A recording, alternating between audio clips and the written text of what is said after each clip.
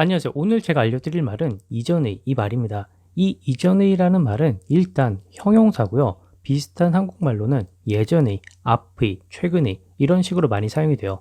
자, 그러면 영어에서는 어떻게 다르게 사용이 되는지 알아보도록 하시죠.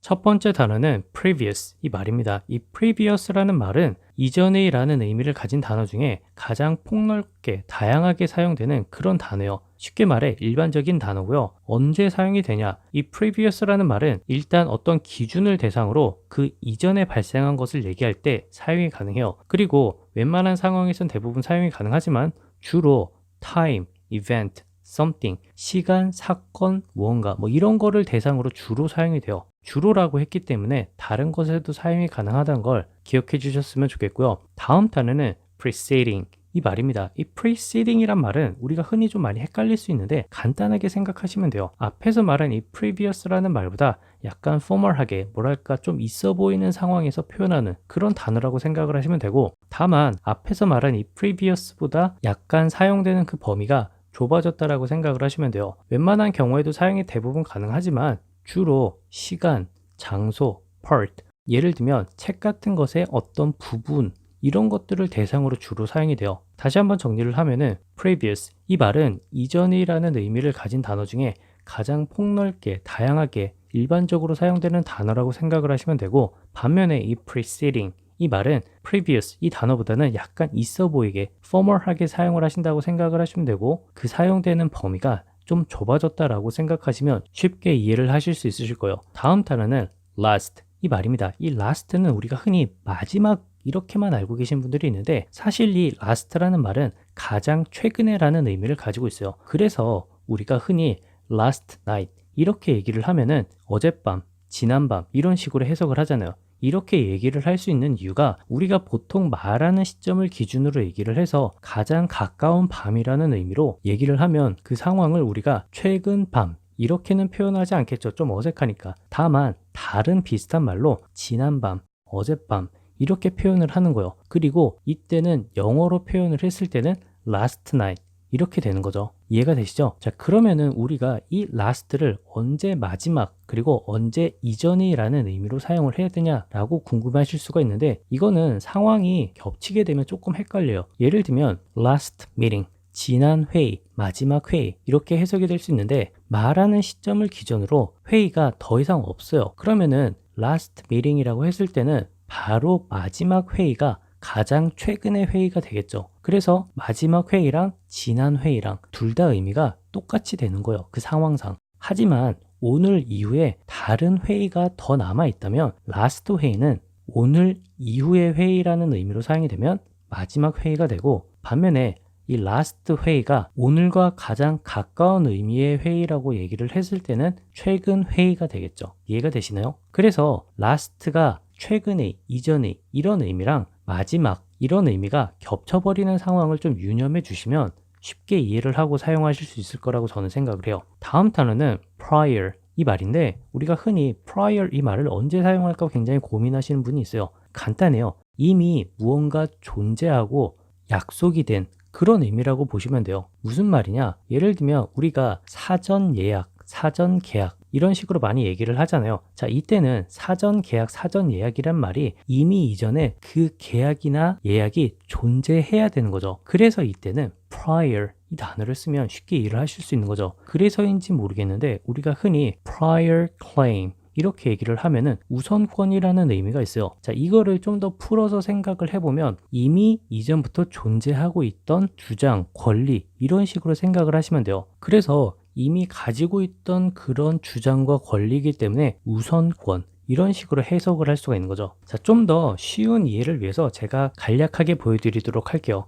첫 번째 게임, 두 번째 게임, 세 번째 게임, 그리고 present, 현재가 있어요. 이렇게 생각을 해보세요. 친구랑 얘기를 하는데 너 그 게임 봤냐? 봤지. 마지막 경기에서 그 장면이 나올 줄이야 상상도 못했어. 이전 게임에서는 그렇게 멋진 장면이 없었지. 라고 얘기를 했어요. 자, 이때 마지막 경기라고 하면은 가장 최근 경기가 되겠죠. 그리고 마지막 경기가 되겠죠. 왜냐면 경기는 첫 번째, 두 번째, 세 번째 총 3번 열렸으니까요. 그래서 이때는 이 마지막 경기라는 말이 최근 경기가 될 수도 있고 아니면 마지막 경기라고 해석이 될 수가 있는 거예요. 상황이 똑같기 때문에. 그리고 이전 경기에는 그런 장면이 없었지 라고 얘기를 했다면 이전 경기는 그 기준점이 세 번째 경기이기 때문에 첫 번째 경기가 될 수도 있고 두 번째 경기가 될 수도 있어요. 즉 제가 드리고 싶은 말은 이 previous라는 말이 사용이 되면 어떤 기준점을 대상으로 그 이전에 있던 경기가 모두 해당이 될 수 있는 거예요. 하지만 우리가 실제로 말을 하거나 이해를 할 때는 시작된 기준점을 가지고 주로 이전의 것을 얘기하는 경우가 많기 때문에 그 점을 좀 유념해 주셨으면 좋겠어요. 자, 그러면은 추가적으로 오늘 현재 이후에 네 번째 경기가 남아 있다라고 생각을 해보세요. 자, 그러면은 이때 last game이라고 하면은 마지막 경기는 네 번째 게임이 되겠고 최근 게임이라고 하면은 세 번째 게임이 되겠죠.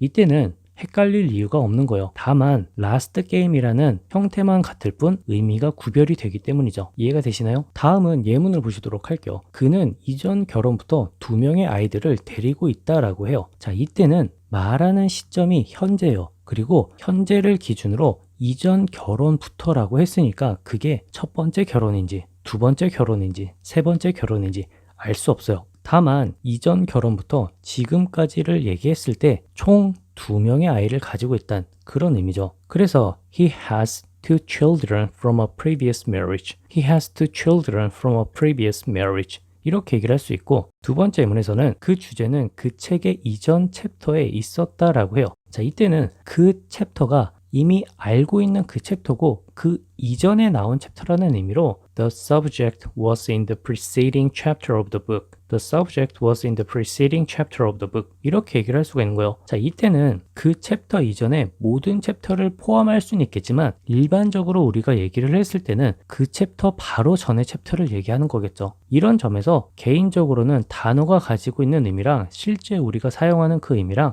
조금 차이가 있는 것 같아요. 다음 예문에선 너 어젯밤에 그 경기 봤어? 라고 해요. 자, 이때는 어젯밤이 가장 가까운 밤이 되겠죠. 그래서 Did you see the game on TV last night? Did you see the game on TV last night? 이렇게 얘기를 할 수가 있겠죠. 자, 이때는 최근 밤이라고 얘기를 하지 않고 지난 밤, 어젯밤 이런 식으로 해야 한국말로 좀 어울리겠죠. 의미는 똑같지만 좀 더 많이 사용하는 표현으로 사용을 하시면 돼요. 다음 예문에선 그 재료는 사전 합의대로 제공될 겁니다 라고 해요. 자, 이때는 이미 그 합의가 이전에 존재하고 있기 때문에 prior 이 단어를 써서 The material is going to be provided by prior agreement. The material is going to be provided by prior agreement. 이렇게 얘기를 할 수가 있겠네요.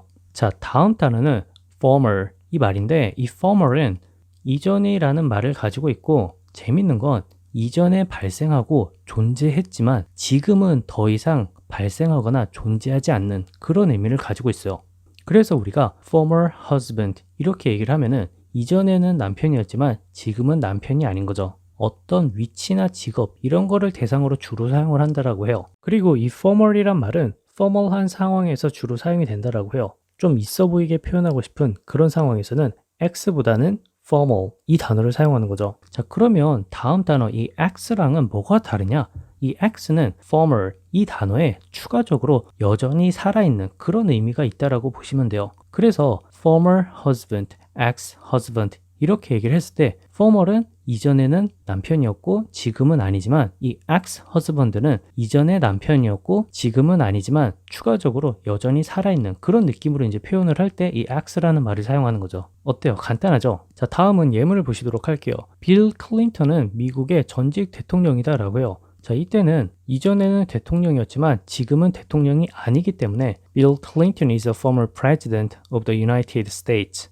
Bill Clinton is a former president of the United States. 이렇게 얘기를 할 수가 있겠죠. 다음 예문에선 내 친구 아빠들 중 한 명은 전직 경찰관이야 라고 해요. 자, 이때는 친구 아빠들 중 한 명이 이전에는 경찰관이었고 지금은 아니에요. 그리고 지금도 계속 살아계신 그런 의미로 얘기를 하고 싶으면 One of my friend's fathers is an ex-policeman. One of my friend's fathers is an ex-policeman. 이렇게 얘기를 할 수가 있겠죠.